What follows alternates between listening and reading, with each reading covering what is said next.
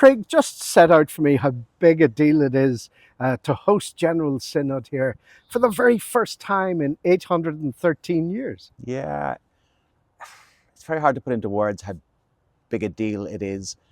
Maybe the answer is how many people hours have gone in to getting ready for Synod.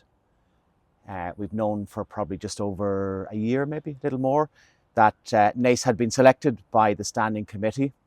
And when I shared it with the people and when I shared it with the vestry, I mean, their first response was just wow. And as you say, we're standing in the grounds here of St. David's Church, which has had some ongoing Christian worship for over 800 years. And this is the first time in Meath and Kildare actually, and the first time here that we have hosted such an amazing service as the General Synod Service. So it's a big deal, and there's literally been hundreds of hours by probably 40, 50 people across the Union of Parishes and St. David's that have been preparing for this, both outside and inside, and preparing all the worship. So yeah, it's a really big deal. The people are really excited. So there was understandable pride in what was happening, that the parishioners felt this was something unique. This was something that they had to put their best foot forward for. Absolutely. And I mean, in the best sense of the word, pride, in the sense of servant hearts that wanted this to be a really welcoming space for people. And I suppose when you think about it, you know, from all over Ireland, there will be people descending on this place. And the people are very proud, as they have been for generations here, in maintaining this in this spot, and they have really put their best foot forward. And I have to say, it's a great parish, actually. I have to say that, of course, wouldn't I? But I've been here for just over 2 years. I felt a real sense of calling here, having been in the beautiful county town of Virginia in Cavan for nearly 19 years. And I felt a real strong calling here. And I found, a really committed, really good core of people here who really want to get involved and do their bit and to serve the church. Yeah. You mentioned that there was a band of very willing volunteers, 30 or 40 of them in all. Yeah. What's the congregation like in the parish? Is it increasing? Yeah. Is it static, or what's the pattern? Yeah, so I suppose maybe just to explain a little bit about the area. So the parish is actually 3 churches. So it's the Naas Union, and there are 3 very different churches. So we have St. David's here, which is kind of tucked away in the middle of Naas, like a little oasis. If you come to the town, you'd almost walk past the gates. But when you find the gates and come in, there's a beautiful oasis here. So it would be a very broad mix of people. We have a very broad range of people and nationalities, as reflects a commuter town. There's well over 26,000 people now in Naas, one of the biggest urban centres now in the Republic of Ireland. And that's fantastic. Almost every Sunday or every couple of Sundays, there's people visiting. There's new people putting their heads in through the doors. So there's real potential here, both actual and realised. And then there's 2 other churches. There is St. Columkills, which is out in Rathmore, a much more settled, traditional farming parish. And then there is what I call an anomaly, in that we have St. John's, which is in Kill Village, just off the N7 if you're travelling up from Dublin. And it was actually down for closure. Very small congregation. But it's in a village of 3,000 people now. And we sense there's a different day. We're taking our time to think about St. John's and Kill. Numbers-wise, there's about 150 or 60 families across the parish. On a Sunday morning here at St. David's, I suppose we might have 60 or 70 people here, and then Kill and Rathmore share the Sundays, and you might get maybe mid-20s there as well. So yeah, good congregations, good heart. Does it mean that there is a reprieve for Kill? Have you put off closure? Yeah, we have. I mean, look, pragmatically, and we're going back probably 40 or 50 years, it made sense. But there was a few parishioners stood firm and they said no. And I think they understood that once you close, it's gone. But as I say, we're in a new season, 3,000 people. That's the size of a lot of smaller towns in Ireland. And so the vestry have taken their time.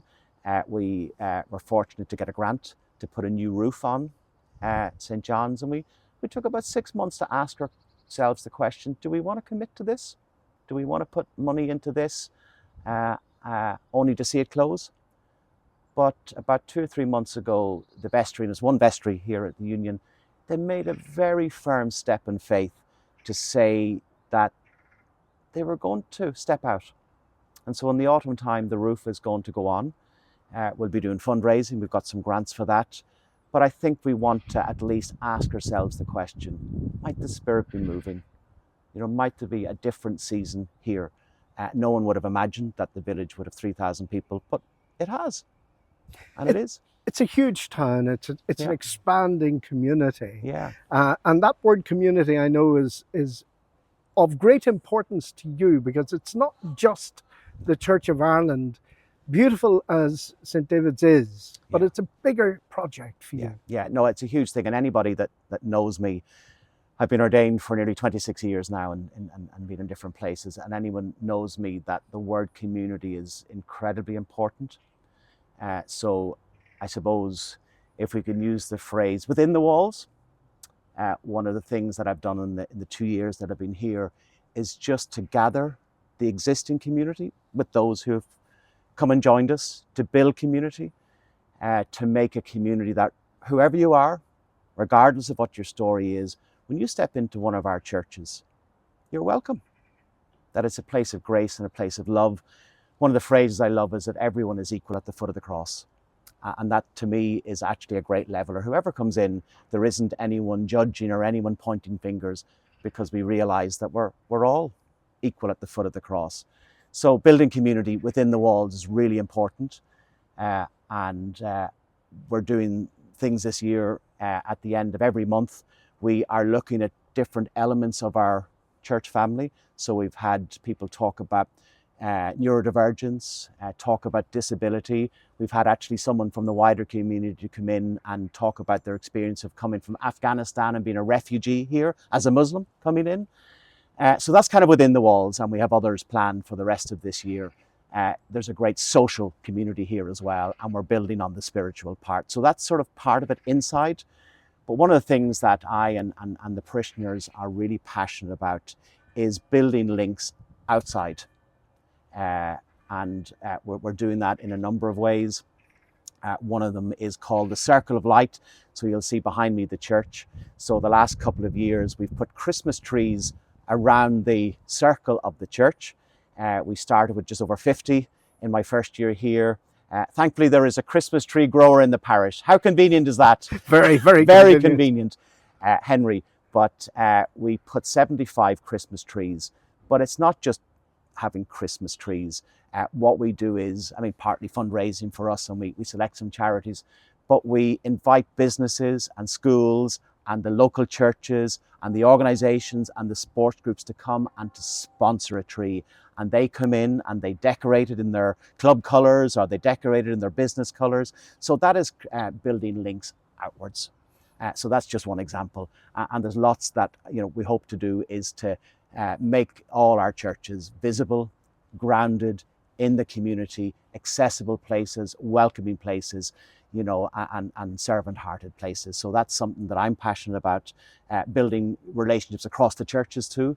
We've got good ecumenical relations here as well, and, respecting our differences, but building on our common ground. So we do that, for example, in Good Friday. We have a service here where all the community are invited, and we walk with the cross through the streets of Naas up to Ballycane Chapel, where we finish our Good Friday journey.